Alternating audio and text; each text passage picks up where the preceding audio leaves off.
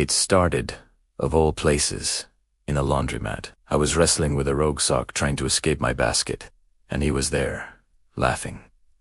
Not at me, but with me. His name was Leo, and his laugh was like the first warm day of spring. We talked for 2 hours, completely forgetting about our clothes tumbling in the dryers. He told me he was a musician, chasing a dream with a guitar case full of hope. I told him I was a painter, trying to capture the world on canvas.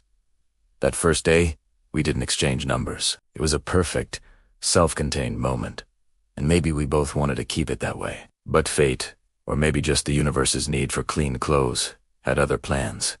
A week later, same time, same place, he was there again. This time, he didn't hesitate. He walked right up, handed me a coffee, and said, "I was hoping I'd see you."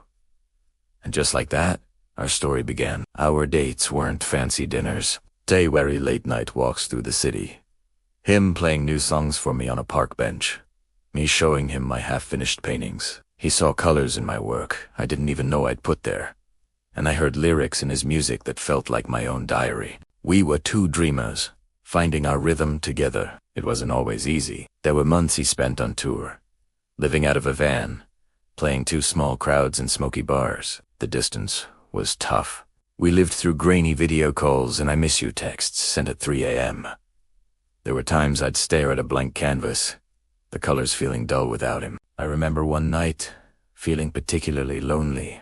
I painted the laundromat where we met, the bright fluorescent lights, the rows of machines, the memory of his laugh. I sent him a picture, and he called me the second he saw it. He said it was like I had bottled up the beginning of us. When he came back from that long tour, he was different. A little tired, a little weathered, but his eyes held a new kind of fire.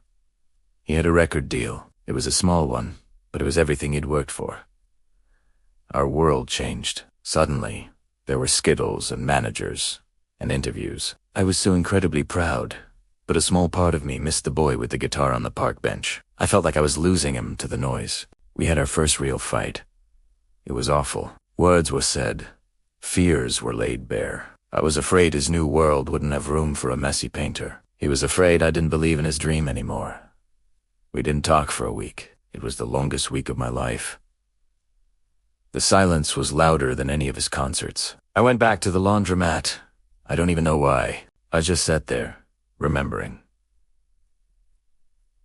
And then he walked in. He wasn't holding a coffee this time.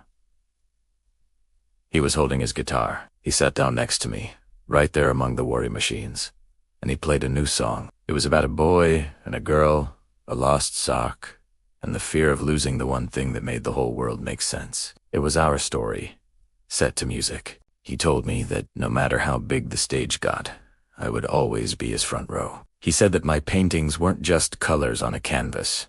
They were his home. He pulled out a small, worn box. Inside was a simple silver ring, engraved with the coordinates of that very laundromat. He didn't ask me to marry him right then. He asked me to keep dreaming with him, to be his partner in crime and in life, forever. And of course, I said yes. Our life isn't a fairy tale. It's better. It's real. It's messy and complicated and beautiful. It's late-night painting sessions with his music in the background.